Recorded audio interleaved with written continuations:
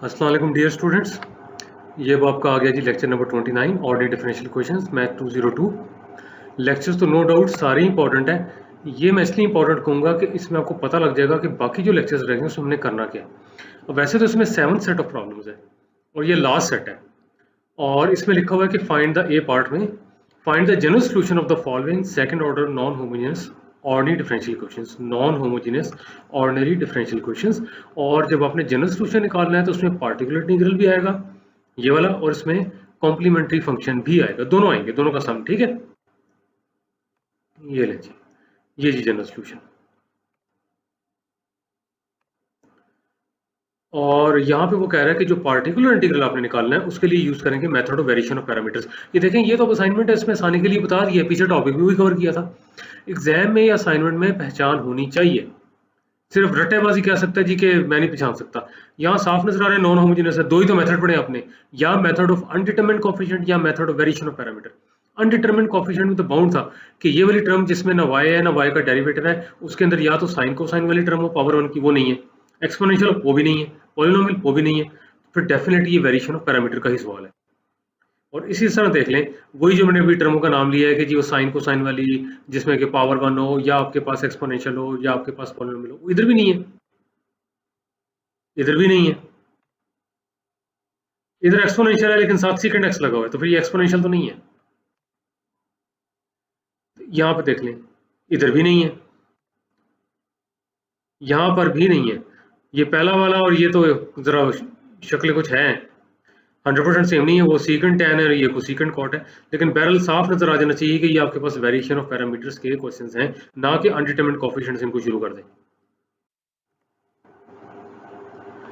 अब देखें, अभी तक आप जो पढ़ते आ रहे हैं ना, वो आपने पढ़ी है second order non homogeneous linear ordinary differential questions with constant coefficients. अब आ गया जी वेरिएबल कोएफिशिएंट्स। ये तो काफी कॉम्प्लिकेटेड टॉपिक है, लेकिन हम इसका टेस्ट लेंगे सिर्फ, जो इस मतलब है कि कोर्स के हद तक है। यहाँ पे देख लें, ये y डबल डैश का कोएफिशिएंट देख लें, x स्क्वायर है तो अब ये कांस्टेंट नहीं है। इसी तरह से यहाँ पे देख लें y डैश का कोएफिशिएंट देख लें x, ये भी देख लें वेरिएबल कोएफिशिएंट है, ये कांस्टेंट नहीं है। अब वो कहता है इसको ट्रांसफॉर्म करें into the second order non homogeneous ordinary differential equation with the constant coefficients। एक ट्रांसफॉर्मेशन है, कहता है by using the following transformation। ये दी हुई है, इसमें कोई रटा नहीं लगाना। ये कैसे इस्तेमाल होगी, क्यों इसका फायदा होता है, क्यों ये दी हुई है, जब सॉल्व करेंगे तो पता लग जाएगा। लेकिन ये ट्रांसफॉर्मेशन दी हुई है, इस ट्रांसफॉर्मेशन को वो कहता है कि यूज करें, और ये जो आपके पास इक्वेशन है इसको ट्रांसफॉर्म करते हैं किसमें, ऐसी ऑर्डिनरी डिफरेंशियल इक्वेशन जो कि बेशक नॉन होमोजेनियस हो, सेकंड ऑर्डर हो, लेकिन कांस्टेंट कोएफिशिएंट के साथ हो, वो फिर आपको सॉल्व करनी आती है। फिर वो कहते हैं सॉल्व भी करें, खाली ट्रांसफॉर्म नहीं करना, सॉल्व भी करें। होपफुली ये क्वेश्चन आज मैं करवा दूंगा, आज से मुराद के इसी लेक्चर में ये हो जाएगा। अब देखें जरा, ये क्वेश्चन मैंने अभी नाम नहीं बताया था, ये खास तरह की है, बेशक इसका वेरिएबल कोएफिशिएंट है। वो कहता है इन वन, ये वाली है, the power of X is equal to the order of the derivative of Y. फिर देख लें, पावर ऑफ एक्स क्या है, 2 is equal to the order of the derivative of Y. Y का डेरिवेटिव क्या है, वो भी 2 है। जो मतलब कि y का ऑर्डर है वही x की पावर है, जो यहाँ पे y का ऑर्डर 1 वही x की पावर है। तो यहाँ तो एक तरह से यहाँ पे भी देख लें, यहाँ पे से जीरो डेरिवेटिव जो फंक्शन खुद है, तो यहाँ पे x पावर 0 1 उस तरह भी कह सकते हैं, लेकिन जारी बात है यहाँ पे तो डेरिवेटिव ही नहीं है, तो यहाँ पे x भी मौजूद नहीं है। तो यहाँ पे देख लें, जो पावर ऑफ x है is equal to the order of the derivative y with which it is multiplied in each term, with which it is multiplied in each term। यानी कि x अगर ऐसी टर्म के साथ मल्टीप्लाई हो रहा है जो सेकंड ऑर्डर है तो x की पावर 2, x ऐसी टर्म के साथ मल्टीप्लाई हो रहा है जो फर्स्ट ऑर्डर डेरिवेटिव है तो x की पावर 1। जनरल फॉर्म जो 1 की होगी, कहता है इज गिवन बाय, ये बनती है जी जनरल फॉर्म। ये तो एग्जांपल है ना, ये देखें कांस्टेंट लिखा हुआ है, उसके बाद x square y double dash, यहाँ पे कांस्टेंट है, फिर x ये y डैश, ये a नॉट लिखा हुआ है, ये y। राइट हैंड साइड पे फंक्शन ऑफ x है, लेकिन फंक्शन ऑफ x आपके पास 0 नहीं है। कांस्टेंट हो सकता है लेकिन 0 नहीं है। देखें ये ऐसा ऐसा मजीद हम आगे जा रहे हैं। f ऑफ x दिमाग में आ रहा है, अच्छा जी फंक्शन ऑफ x का ही फंक्शन होगा, ये भी ऐसे थे। यहाँ पे कांस्टेंट है, लेकिन यहाँ पे देख लें ये भी नॉन होमोजेनियस है, क्योंकि ये 0 नहीं है, और ना ही इसके अंदर आपको y नजर आ रहा है, ना ही y का डेरिवेटिव नजर आ रहा है। अब वो कहता है a टू a1 a0, ये सारे कांस्टेंट्स हैं, ये वाला a2 साहब, a1 और ये a0, ये कांस्टेंट्स है।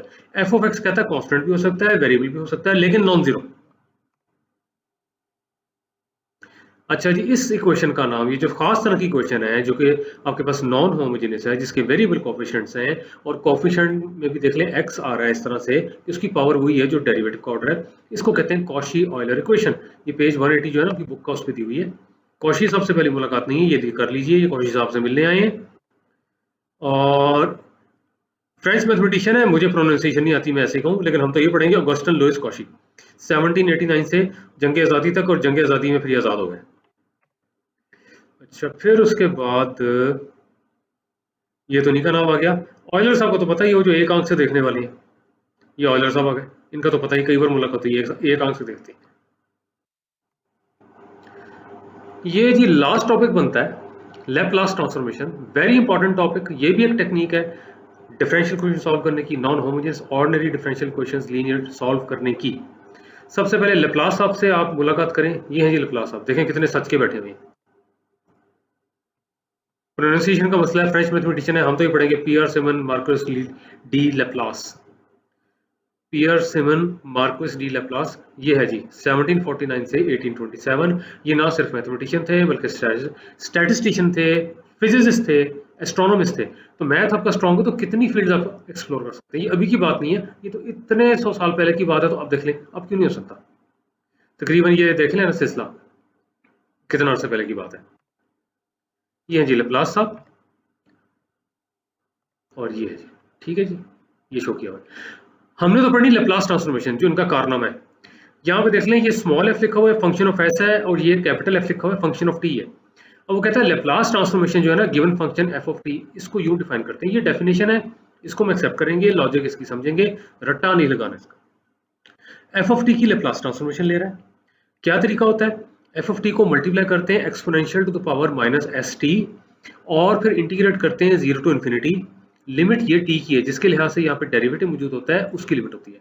और सीधी सी बात है, ये जब आप इंटीग्रेट कर लेते हैं, लिमिट आप इसमें सब्स्टिट्यूट कर देते हैं, क्योंकि आपने कैलकुलस पढ़ी हुई है, टी की लिमिट सब्स्टिट्यूट करेंगे, टी की लिमिट सब्स्टिट्यूट करेंगे तो बाकी एस का फंक्शन रह जाएगा, एस का फंक्शन रह जाएगा, इसीलिए एफ ऑफ एस लिखा हुआ है।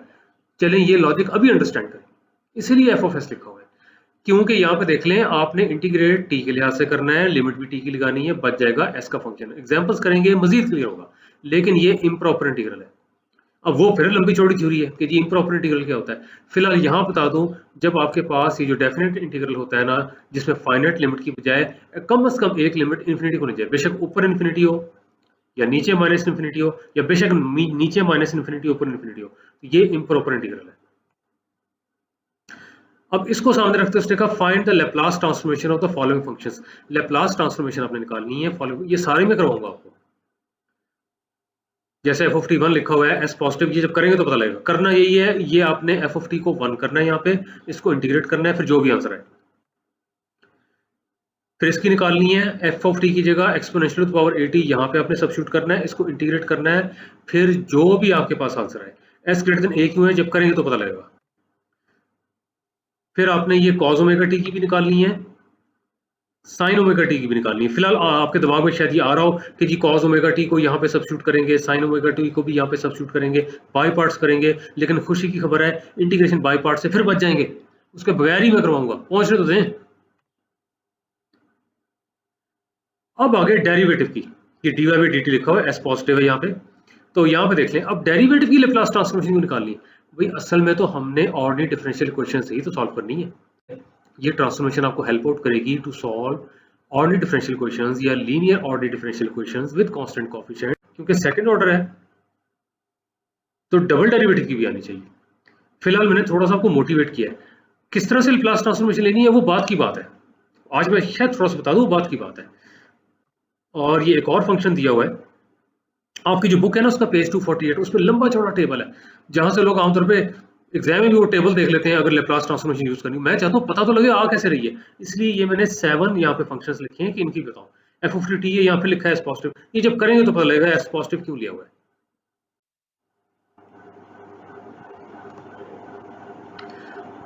अब यहाँ पे देख लें, जैसे हमने किया था ये एफ ऑफ टी, हमने कहा था जी कैपिटल एफ ऑफ टी है, इसकी Laplace transformation F of S है। इसी तरह से कहा अगर capital G function of T है, उसकी Laplace transformation G of S है। ये क्वेश्चंस ये मैं करवाऊंगा, सारे करवा दूंगा आपको। यहाँ पे लिखा हुआ are the Laplace transformation of G of T and F of T respectively. तो प्रूफ क्या करना है, प्रूव आपने करना है कि ये देख लें, Laplace of F of T plus G of T break हो जाएगा Laplace of the first plus Laplace of the second. अब ये क्यों किया है? जब ऑर्डर डिफरेंशियल इक्वेशन पे अप्लाई करेंगे तो ऑर्डर डिफरेंशियल इक्वेशन में डबल डेरिवेटिव की टर्म होगी, फर्स्ट डेरिवेटिव की टर्म होगी, वाई वाली टर्म होगी, या जो भी आगे सिलसिला चलता है, लेप्लास लगाएंगे तो Laplace of the first plus second third, इस तरह करना है। थोड़ा सा मोटिवेट किया ताकि पता लगे ये क्यों कर रहे हैं, और इसका प्रूफ करना है बजाय के इक्वेशन में रट्टा लगा के करें जो मैं अगेंस्ट हूँ। इसी तरह से ये देख लें, लेप्लास ट्रांसफॉर्मेशन जब इसकी लेंगे तो ये कांस्टेंट बाहर आ जाता है, ये सी एज एन आर्बिट्री कांस्टेंट। ये सब हो जाएगा अगर सिर्फ आपको इंटीग्रेशन के सिंपल रूल्स पता हो, ये सब हो जाएगा, क्योंकि Laplace transformation just an integral, बेशक वो इम्प्रॉपर इंटीग्रल है तो इंटीग्रल, ये कांस्टेंट बाहर आता है, ये भी हम करेंगे। अब वो कहता है जी कि inverse Laplace transformation, inverse Laplace transformation में देखें ये डेफिनेशन दोबारा आपको दी हुई है।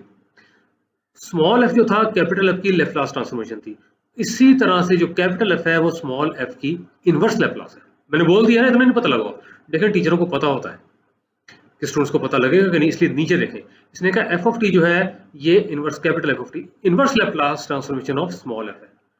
यहां से देखें, इधर से पता लग जाएगा, दोनों तरफ इनवर्स लेप्लास अप्लाई करें, इनवर्स लेप्लास दोनों तरफ, यहां करेंगे तो ये चीज बन जाएगी, यहां करेंगे तो बैलेंस आउट हो जाएगा। और अब अगर ये चीज तंग करेगी, ये किधर गायब हो गया, तो देखें sine inverse of sine of x x होता है, मैंने एक सिंपल चीज बोली है, sine inverse of sine of x x होता है, ठीक है। इसी तरह से यहाँ पे हुआ है, ये इनवर्स मैप हुआ है, इनवर्स मैपिंग यहाँ पे ली गई है, इनवर्स ट्रांसफॉर्मेशन यहाँ पे ली गई है, इनवर्स यहाँ पे लेंगे तो यहाँ पे देख लें ये तो खत्म हो जाएगा, ये एफ ऑफ टी आ जाएगा, और ये जो चीज है ये आपके पास आ जाएगी inverse Laplace transformation of F of S. अगर ये चीज है तो वो कहता है जी अब ये प्रूफ करें कि इनवर्स लेप्लास देखें किस पे अप्लाई होती है, इनवर्स लेप्लास उस फंक्शन पे अप्लाई होती है जो एस का है, लेप्लास अप्लाई होती है उस फंक्शन पे जो कि टी का है। तो यहाँ पे देख लें, यहाँ पे F of S of G of S लिखा हुआ है, ये भी हमने बताना पड़ेगा कि ये चीज बनती है। असल में देखें inverse Laplace of F of S यही बनती है, ये लिखा हुआ है, ये जो चीज आपके पास है ये inverse Laplace of G of S, ये करेंगे तो और क्लियर हो जाएगा। ये ब्रेक होता है क्योंकि आप ऑर्डर डिफरेंशियल इक्वेशन में लेप्लास ट्रांसफॉर्मेशन लगाएंगे, इनवर्स लगाएंगे तो फिर वहीं पहुंच जाएंगे जो आपका सोल्यूशन होगा, कैसे वो तो बात की बात है, लेकिन इन शॉर्ट में इसलिए बता रहा हूं कि ये प्रॉपर्टीज भी यूज होगी, कांस्टेंट फिर बाहर आ रहा होगा, ये प्रॉपर्टी भी हम प्रूव करेंगे। ये दरिया नील क्या कर रहा है भाई, दरिया नील यही कह रहा है कि ये जो एफ ऑफ एस है, ये देखें ये आ रहा है, ये जो ब्रैकेट के अंदर एफ ऑफ एस है वो यही है, Laplace of F of T, ठीक हो गया। अब वो कहता है जी कंप्लीट द फॉलोइंग टेबल, ये तो आप क्वेश्चन करेंगे तो साथ साथ हो जाएगा। अब देखें इनवर्स लेप्लास ट्रांसफॉर्मेशन मुश्किल लगता है, एफ ऑफ टी गए तो सिंपल लगता है एक ही, ये देख लें दोनों सेम है। लेप्लास ट्रांसफॉर्मेशन जो है ये स्मॉल एफ ऑफ एस है जो कि कैपिटल एफ की होती है। अब यहीं से देख लें, वही मैंने कहा था दोनों तरफ इनवर्स लेप्लास अप्लाई करें तो ये बनता है ना, तो कैपिटल एफ जो है इनवर्स लेप्लास स्मॉल एफ का है, स्मॉल एफ जो है लेप्लास कैपिटल एफ का है। टेबल कैसे कंप्लीट करना है, जैसे मैंने कहा था एफ ऑफ टी 1 है तो यहाँ पे जो भी आंसर आएगा वो लिखेंगे, इस तरह से F of T exponential power 80 है, जो भी आएगा यहाँ पे लिखेंगे। यहाँ पे देखें इसने शुरू वाला ब्लैंक छोड़ दिया है, इधर इसने जो लेप्लास ट्रांसफॉर्मेशन निकाली है वो लिख दी है, किसकी लेप्लास ट्रांसफॉर्मेशन है, किस फंक्शन की है, यहाँ लिखेंगे, या इसकी इनवर्स लेप्लास क्या है वो यहाँ लिखेंगे। इसी तरह से यहाँ पे देख लें ये एक और है, ये किस फंक्शन की लेप्लास ट्रांसफॉर्मेशन है, उस फंक्शन को हम यहाँ पे लिखेंगे, है ना, किस फंक्शन की, कोई फंक्शन ही है ना जिसकी लेप्लास ट्रांसफॉर्मेशन आपने लिखी है, तो वो फंक्शन यहाँ पे लिखा हुआ है, वही इनवर्स लेप्लास ट्रांसफॉर्मेशन थी।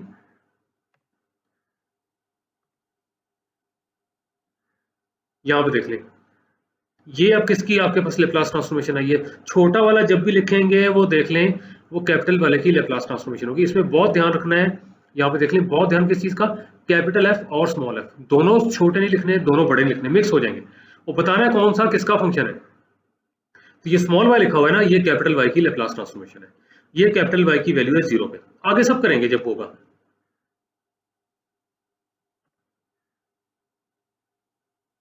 ये लें जी, ये भी जो स्मॉल वाई वो यही वाला है, कैपिटल वाई की वैल्यू 0 पे आ रही है, उसके डेरिवेटिव की 0 पे आ रही है। अब ये किसकी लेप्लास ट्रांसफॉर्मेशन है वो यहाँ पे लिखेंगे,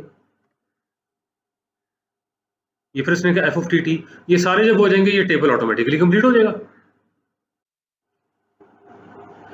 फिर वो कहता है जी solve the following linear order differential equations with the constant coefficients using the Laplace and inverse Laplace transformations, Laplace and inverse Laplace transformations, वो ये हो गया, ठीक हो गया जी। ये यहाँ पे दिया हुआ है, इसकी बहुत इंपॉर्टेंस है, अभी नहीं बता रहा, ये लाजमी दी हुई होगी, कैपिटल वाई की वैल्यू 0 पे दी हुई होगी, उसके डेरिवेटिव की भी 0 पे दी होगी, ये यूज हम करेंगे। ये वाला एक और क्वेश्चन है, इसमें भी दी हुई है ये वैल्यूज। ये वाला एक और क्वेश्चन है, इसमें भी दी हुई है ये वैल्यूज।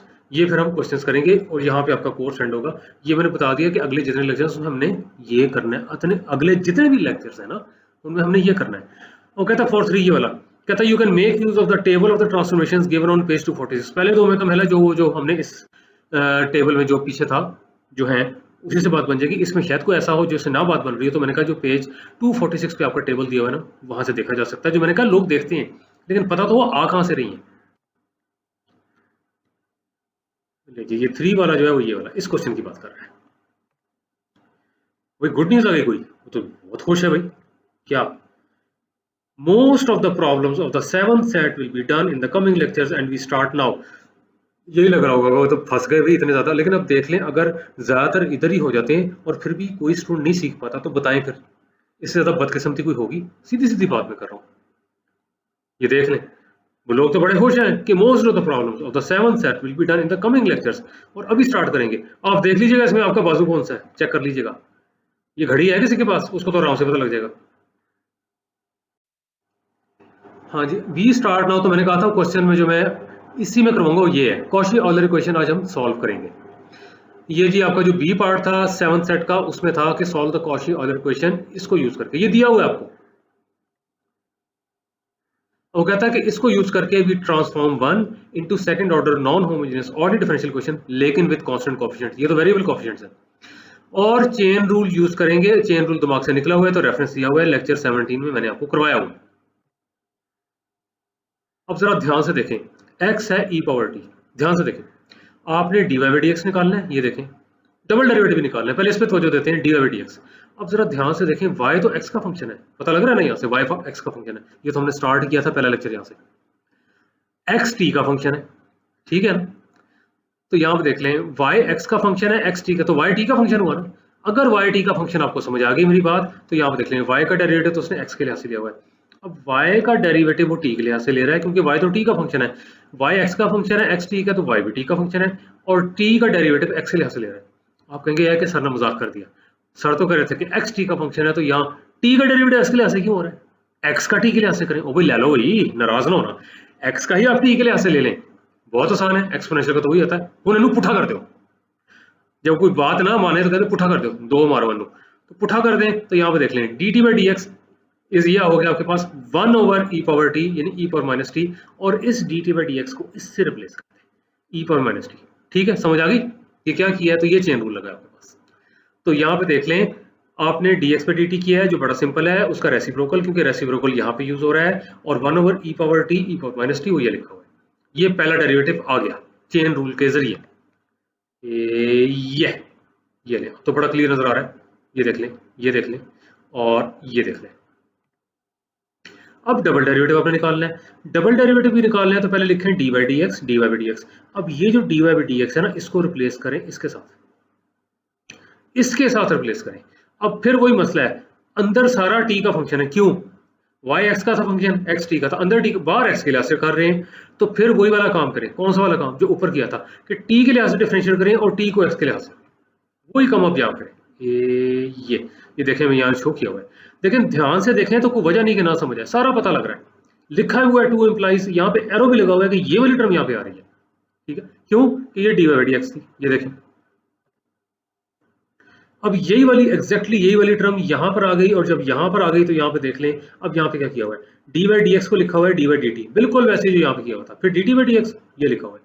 परेशान नहीं होना, यहाँ पे सिर्फ y था, यहाँ पे ये सारे का सारा है, इसलिए इसी का डेरिवेटिव आपने देख लें x की बजाय अंदर t का फंक्शन है, t के लिहाज से लिया है, t का x के लिहाज से लिया है, और t का x के लिहाज से क्या है, ये लिखा हुआ है e पावर माइनस टी, तो इसको तो ये रिप्लेस कर दिया, इसको ये रिप्लेस कर दिया, बाकी डी बाई डी टी ये लिखा हुआ है, अंदर वाली चीज ये है।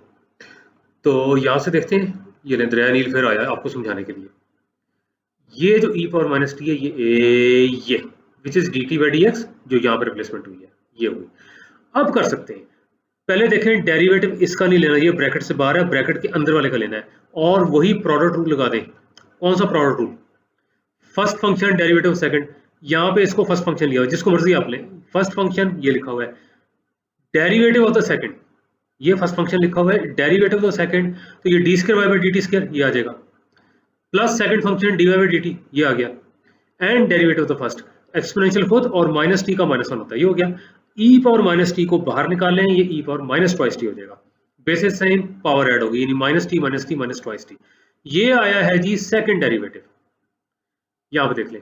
अब ये क्यों सब कुछ कर रहे हैं, क्योंकि आप देख लें आपका जो इंडिपेंडेंट वेरिएबल है x नहीं है t है, इक्वेशन को आपने ट्रांसफॉर्म करना है, ये एक्स वाई में थी ना, अब आपने एक्स वाई में नहीं रखना, अब आपने टी वाई में रखना है, टी वाई, लेकिन फाइनल आंसर जो होगा वो एक्स वाई में ही होगा। देखिए ये मैं चीजें इसलिए बार बार बोलता हूँ कि रट्टा खत्म हो, इंटरेस्ट पैदा हो और समझे आप इसको।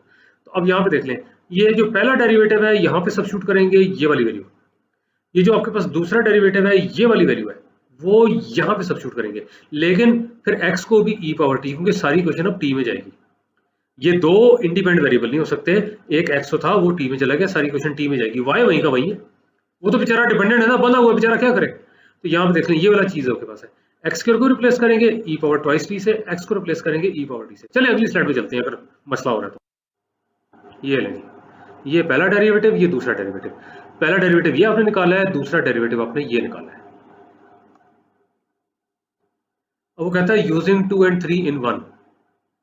ये देख लें जब x e पावर t है तो t log x होता है। अब मतलब ये टिप्स पे होना चाहिए, मसला नहीं होना चाहिए। ये देखें t को log x यहाँ पे सब्स्टिट्यूट करें, एक्सपोनेंशियल log खत्म होता है तो x ही रह जाता है, वही वाली चीज है ना। या यूं भी कह सकते हैं कि t is the log of x to the base e, तो वो log ऑफ e नहीं लिखते, ln लिखते हैं। तो अब ये क्वेश्चन है, अब इसमें ध्यान से सब्स्टिट्यूट करना है। ये देखें ये क्वेश्चन वन आ गई, ठीक है जी, ये वन क्वेश्चन आ गई, ये ऑक्टेन। अब हम स्टेप बाय स्टेप देखेंगे, प्लीज स्टेप बाय स्टेप हो जाते हैं, ये आप ही के लिए मैंने एनिमेटेड स्लाइड्स बनाई है।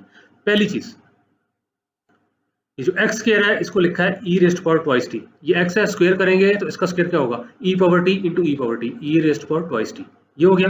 y डबल डैश क्या था, ये था, ये देखिए y डबल डैश, ये सारे का सारा, ये सारे का सारा यहाँ पे लिखा हुआ है। और अंदर वाली चीज, अब आपको नजर आ गया होगा कि ये ट्रांसफॉर्मेशन क्यों ली थी, ये दोनों आपस में कैंसिल आउट हो जाएंगे, e पावर 0 1, तो अब आपके पास वेरिएबल खत्म हो जाएगा, ये नई डिफरेंशियल इक्वेशन जो बन रही है वो विद कांस्टेंट कोएफिशिएंट्स होगी, ठीक है। अब इधर आ जाइए, जी ये फिर नीला आया कोई, x है e पावर t ये लिखा हुआ है और x ये वाला है, y डैश जो आपके पास है वो ये है, y डैश जो है ये लिखा हुआ है, y डैश है dy by dt e power minus T, ये लिखा हुआ है, ये हो गया आपके पास। और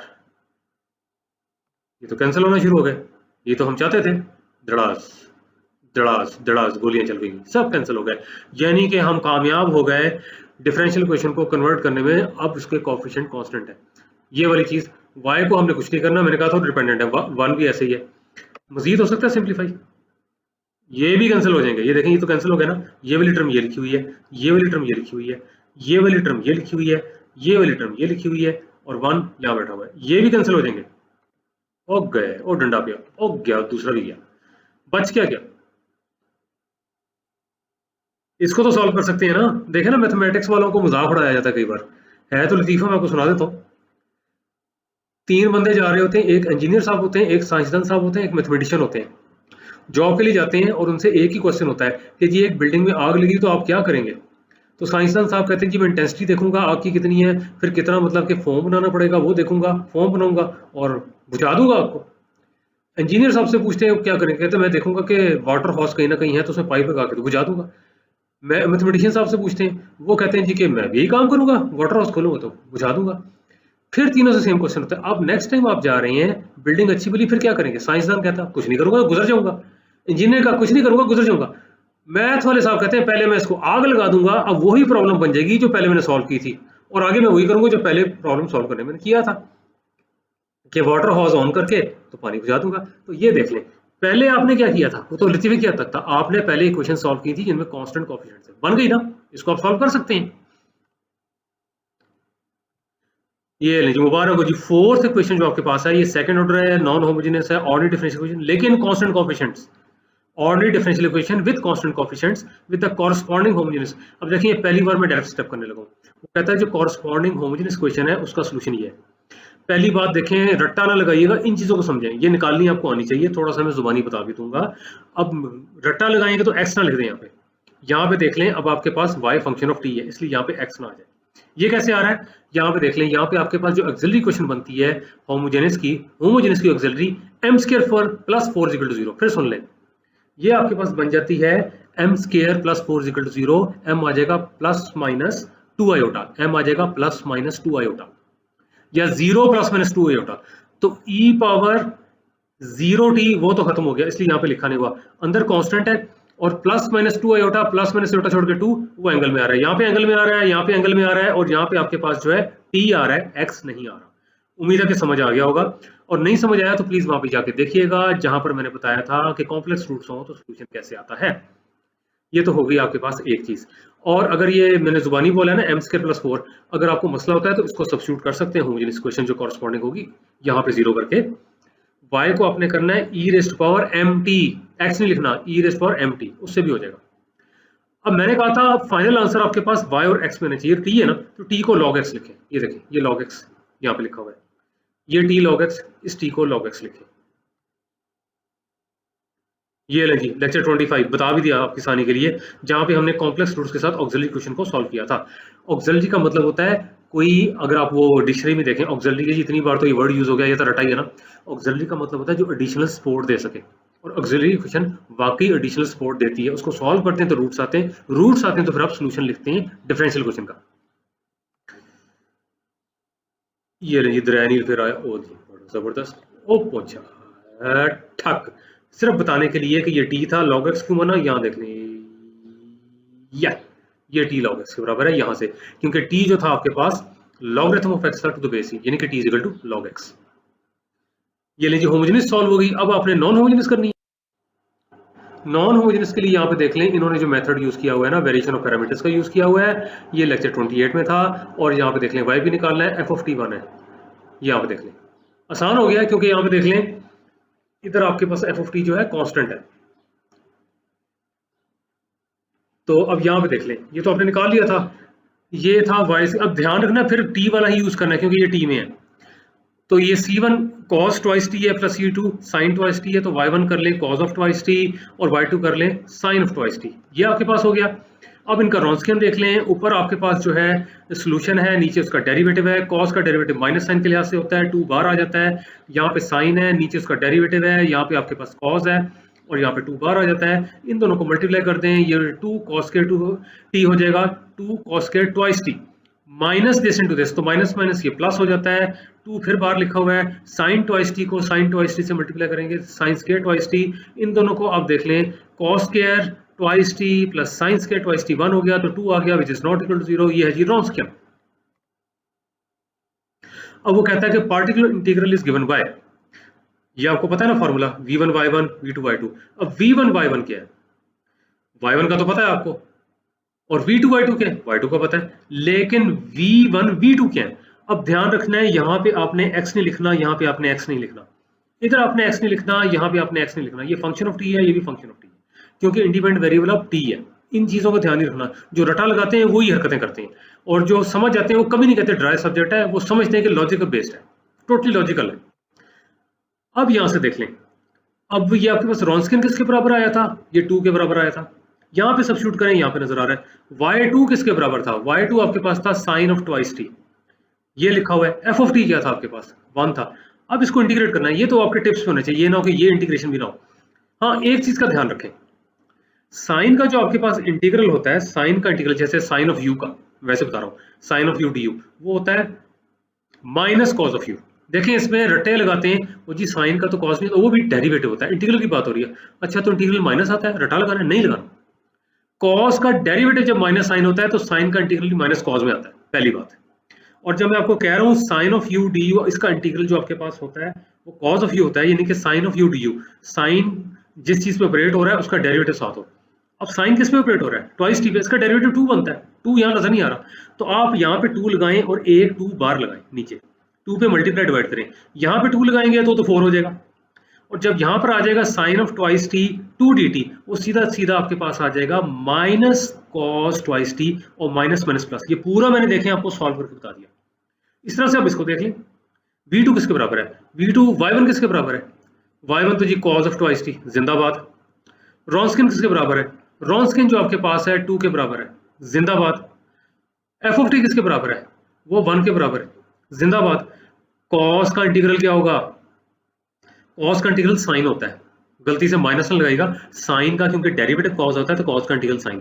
अगर मैं आपको कहता हूँ integral of cos of u d u sine of u के बराबर है, तो वही बात कॉज जिस पे अप्लाई हो रहा है तो वो वाली जो चीज आपके पास आ रही है यू, उसका डेरिवेटिव साथ होना चाहिए। यहाँ कॉज किस पे अप्लाई हो रहा है, ट्वाइस टी पे, इसका डेरिवेटिव क्या बनता है टू, टू यहाँ नहीं है तो टू यहाँ लगाएं और एक टू बार नीचे डिनोमिनेटर में, यानी कि टू पे मल्टीप्लाई डिवाइड करें तो बाहर नीचे डिनोमिनेटर में जाएगा तो 4 हो जाएगा।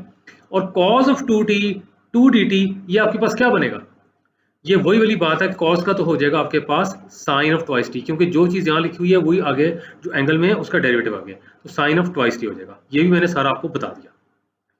अब आपने क्या करना है, अब आपने ये करना है, ये सारी वैल्यूज यहाँ सब्स्टिट्यूट करनी है। v1 किसके बराबर था, v1 आपके पास जो आया था, ध्यान से देखें यहाँ पे v1 ये था कॉज ऑफ ट्वाइस टी और 4। y1 क्या था, y1 ये है, वो भी कॉज ऑफ ट्वाइस टी है, तो दोनों जब हिट होंगे तो कॉस स्क्वायर ट्वाइस टी और 4, ये कॉस स्क्वायर ट्वाइस टी और 4। एक चीज v2 किसके बराबर है, v2 जो आपके पास है वो साइन ऑफ ट्वाइस टी और 4 है, और y2 आपके पास क्या है, ये साइन ऑफ ट्वाइस टी। ये जब इससे हिट होगा तो साइन स्क्वायर ट्वाइस टी और 4, ये साइन स्क्वायर ट्वाइस टी और 4, ऊपर फिर 1 आ रहा है, ये cos square plus sine square वाली फॉर्म है तो ये 1, ये आया जी आपके पास yp, तो ये yp आपके पास आ गया। तो अब कंप्लीट सोल्यूशन आपके पास क्या आएगा, जो जनरल सोल्यूशन है वो complementary solution plus particular integral, वो आपके पास आ जाएगा। ये आपने पिछली स्लाइड पे निकाला था, अब देख लें x की फॉर्म में लिखा हुआ है, यहाँ पे देख लें t को log x आपने लगाना, फाइनल आंसर आपका y as a function of x आएगा, तो t को log x, t को log x ये आ गया, और पार्टिकुलर इंटीग्रल ये आ रहा है। अच्छा अब स्टूडेंट्स ये देखें हो तो गया खत्म, प्लीज अब मेरी बात बहुत ध्यान से सुनिएगा, हम भी सीख रहे होते हैं, हमको आलिम नहीं होते, हम भी सीख रहे होते हैं। पहली बार तो मैंने ऐसे कराया था, ये कराने के बाद मुझे याद आया कि अगर हम इसको अनडिटरमिनेड कोएफिशिएंट से करें तो ज्यादा आसान हो जाएगा, यकीन करें। मतलब कि जो मेथड जिस काम के लिए वो मतलब कि उसी को इस्तेमाल करना चाहिए, वो और आसानी से शॉर्ट हो जाएगा। अब कहते हैं जी अनडिटरमिनेड कोएफिशिएंट कैसे कैसे पता लगेगा, ये देख लें ये पॉलिनोमियल है, ये 0 डिग्री पॉलिनोमियल है, ये 0 डिग्री पॉलिनोमियल है, और पॉलिनोमियल हमने क्या कहा था कि इस तरह से अस्यूम करना है आपने y कि लेफ्ट हैंड साइड की डिग्री राइट हैंड साइड की डिग्री के बराबर हो, ये तो है ही कांस्टेंट 0 डिग्री है, तो y को ले लें कांस्टेंट, y को ले लें कांस्टेंट, जुबानी सुने समझ आ जाएगा, y को a ले लें या yp को a ले लें, यूं कर लें yp को a ले लें, तो यहाँ पे देख लें yp की वैल्यू यहाँ डालेंगे, डबल डेरिवेटिव ये तो कांस्टेंट का डेरिवेटिव तो 0 होता है, तो ये आपके पास आ जाएगा yp को जब a लेंगे 4a is equal to 1, a आ जाएगा 1/4, लो हो भी गया, क्या ख्याल है, मजा आया कि नहीं। फिर देख लें yp को आप कांस्टेंट ले लें, कांस्टेंट का डेरिवेटिव 0 हो जाएगा, 4 times constant is equal to 1, 4 times a is equal to 1, a आ जाएगा 1/4, यही आ रहा है ना yp, लेकिन कितना आसान हो गया। तो जो मेथड जिस फंक्शन के लिए रिकमेंडेड है वो यूज करें। जब भी आपके पास यहाँ पे पॉलिनोमियल आ जाता है, बेशक 0 डिग्री का आ जाए, साइन को साइन आते हैं लेकिन उनकी पावर जो होती है 1 होती है, या आपके पास जो है एक्सपोनेंशियल आता है, तो आप मेथड ऑफ अनडिटरमिनेड कोएफिशिएंट यूज करें। ये मेथड देखें जो मैंने कितना जल्दी कर दिया, अनडिटरमिनेड कोएफिशिएंट से कांस्टेंट होने के बावजूद ये लेंथी ही था। वैसे मेथड दोनों ठीक है।